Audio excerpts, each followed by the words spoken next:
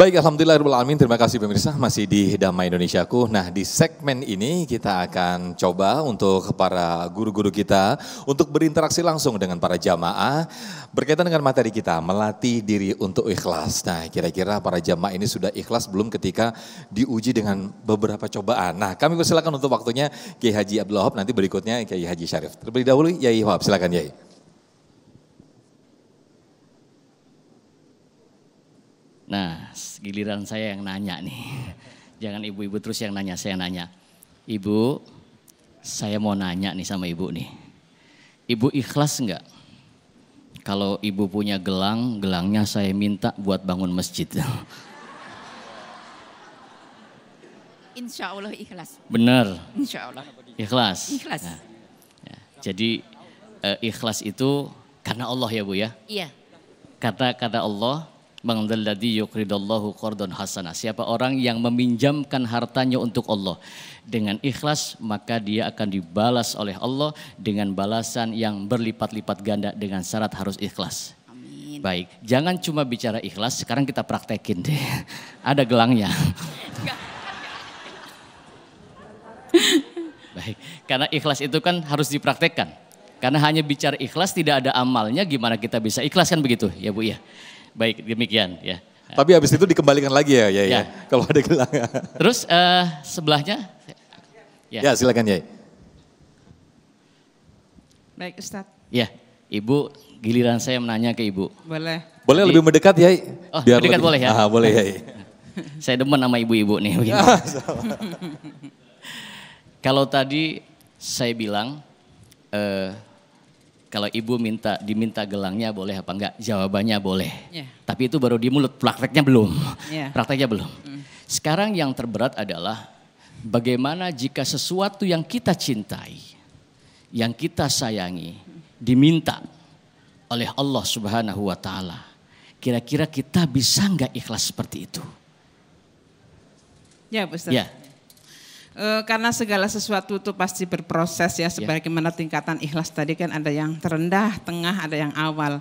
Pasti manusia itu ketika menghadapi permasalahan atau musibah pasti ada prosesnya. Terus terang sebagai perempuan kita kan suka dianggap manusia yang paling cengeng gitu ya. Oh gitu, jadi ketika ada musibah yang pertama adalah nangis, meneteskan air mata. Tapi berproses untuk ke tahap selanjutnya mungkin dengan kita menerima apa yang terjadi pada diri kita, bahwa segala sesuatunya adalah ketentuan Allah Subhanahu wa Ta'ala, insya Allah kita akan menuju yang namanya ikhlas. Begitu Ustadz. Terima kasih Ibu. Ya. Terima kasih. Demikian Mas.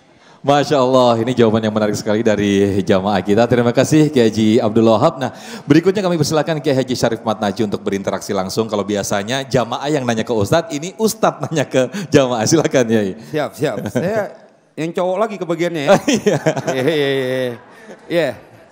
Kita, karena kan kita tapi ini ikhlas nggak nih kebagian cowok terus nih? Wah ikhlas banget. Ya, ikhlas. Ikhlas banget. Ini saya sebelah mana ya? Oh iya. Jadi apapun yang terjadi pada saudara-saudara kita yang di Garut atau sebelum-sebelumnya, itu kan kalau dalam konsep Al-Quran, memang Allah yang gerakkan tuh tanahnya. Kita hafal ayatnya, idza zulzilatil ardu zilzalaha wa akhrajatil ardu athqalaha wa qalal insanu ma laha. Ini letupan-letupan kecil sebelum engkau nanti akan menyaksikan atau mungkin terjadi yang disebut dengan hari kiamat, digoncang habis-habisan. Nah, saya ingin bertanya kepada Pak siapa namanya? Sodik. Pak Sodik, namanya Sodik. Alhamdulillah. Tapi nggak ada munya ya, kalau mau Sodik nabi palsu. Boleh sambil berdiri mungkin Kiai, biar berdiri. Lebih dekat lagi. Orang tua kita. Mohon izin. Pak Sodik, saya pengen tanya, bila itu terjadi pada saudara kita dan memungkinkan untuk terjadi pada diri kita, pada posisi kita mendapatkan musibah, terus rumah hancur, harta kita jadi hilang, itu bagaimana yang akan disikapi oleh Pak Sodik? Bismillahirrahmanirrahim. Karena kita merupakan ciptaan yang maha kuasa, yang udah diciptakan sesuai dengan keadaan, maka kita harus selalu ikhlas apabila diberi musibah apapun kita harus sabar untuk menjalaninya. Kalau misalnya duit hilang, terus bini ngomel, ikhlas apa kagak? Ini kalau misal yang ngomel yang ikhlas. Iya, kebalikannya. Kadang-kadang kita sanggup untuk menghadapi sesuatu yang berkaitan dengan harta, cuman kalau udah urusan sama bini kurang tapi ikhlas kayaknya. Pak Sodi kira-kira ikhlas nggak kalau bini ngomel duit belanja kurang? Mudah-mudahan sih ikhlas, tapi kita ya kudu ikhlas, orang yang ngasihnya dikit, udah ngasih dikit kagak ikhlas kebangetan. Ikhlas ya? Ikhlas. Artinya segala sesuatu ya, semua by design dari Allah. Ini keren nih, kalau pengajian ini di setiap minggu semua rakyat Indonesia jadi orang ikhlas. Masya Allah. Kalau udah rakyat Indonesia jadi orang ikhlas semuanya, insya Allah berkah ini negeri. Amin. Amin. Gitu ya? Masih ada waktu lagi apa enggak? Masih ada. Kita buahnya mau ke ibu-ibu aja nih. Pak, saya mau tanya, biarin saya aja yang duduk. Ini orang tua, saya takut kualat. Iya. Apa doa, redaksi doa untuk menguatkan saudara-saudara kita yang ingin dipanjatkan kepada Allah? Kan kita kan ada di sini. Kalau kita bisa dengan harta, tapi pada bagian akhir dengan doa juga itu sesuatu yang dibutuhkan oleh saudara kita. Apa yang ingin disampaikan buat saudara-saudara kita di Garut? Ya, kita berdoa kepada Allah, semua itu adalah datangnya dari Allah, kembali ke Allah. Mudah-mudahan saudara-saudara kita yang di Garut diberikan ujian Allah,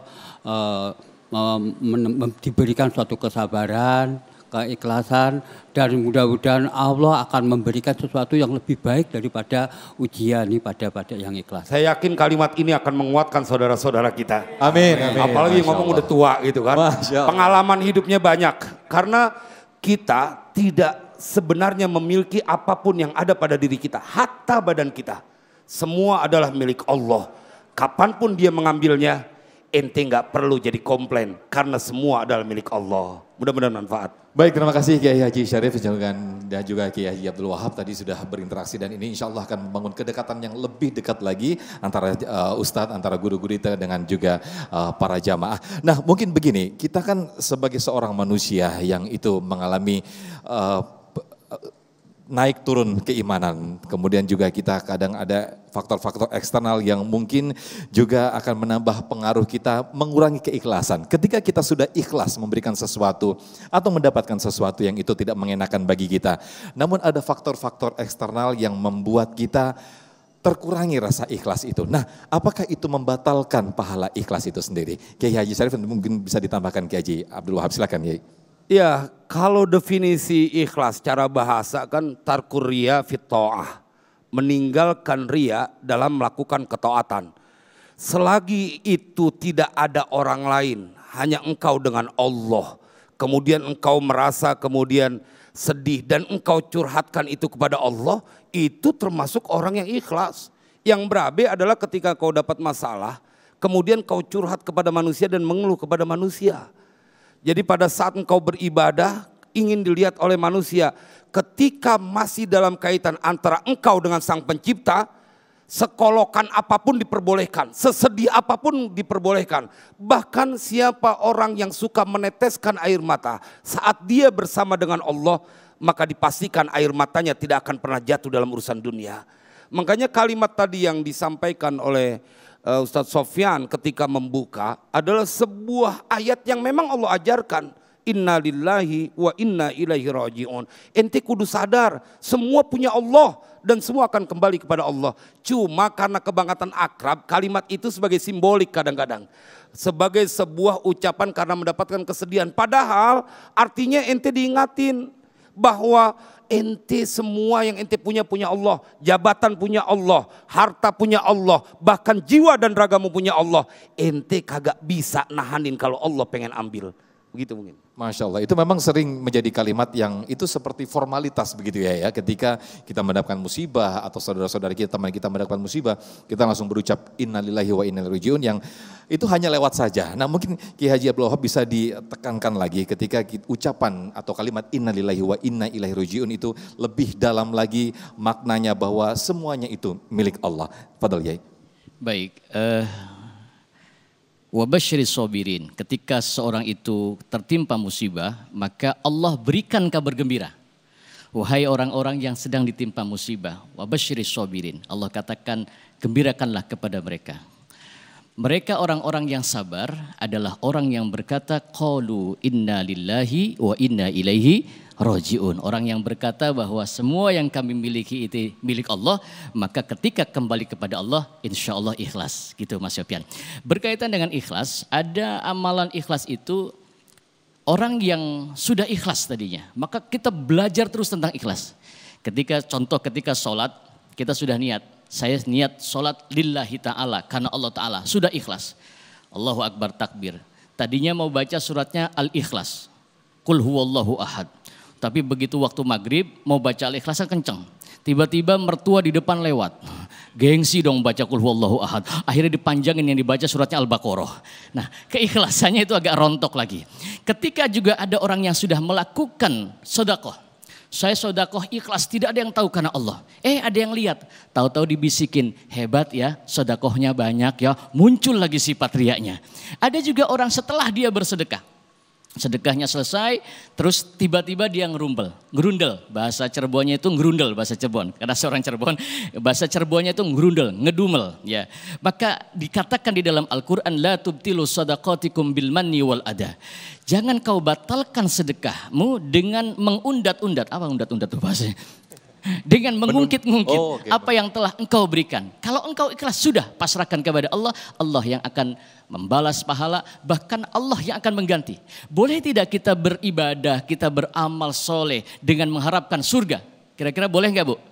Boleh, karena Allah yang perintah sholat dan Allah janjikan kita surga, maka kita boleh amalan kita melakukan ibadah sholat, puasa dan zakat juga mengharapkan surga, tapi karena Allah subhanahu wa ta'ala. Itu definisi ikhlas. Masya Allah, terima kasih Ki Haji Abdul Wahab dan juga Ki Haji Syarif Mat Najih. Jadi penting sekali ketika kita juga bersedekah itu kita menyematkan nama kita dengan hamba Allah. Nah itu juga menjadikan motivasi kita untuk tetap ikhlas. Nah pemirsa, di segmen berikut kita akan mendengarkan kesimpulan yang insya Allah nanti akan disampaikan oleh guru-guru kita berkaitan dengan tema kita, melatih diri untuk terus atau selalu ikhlas. Tetap bersama kami di Damai Indonesiaku.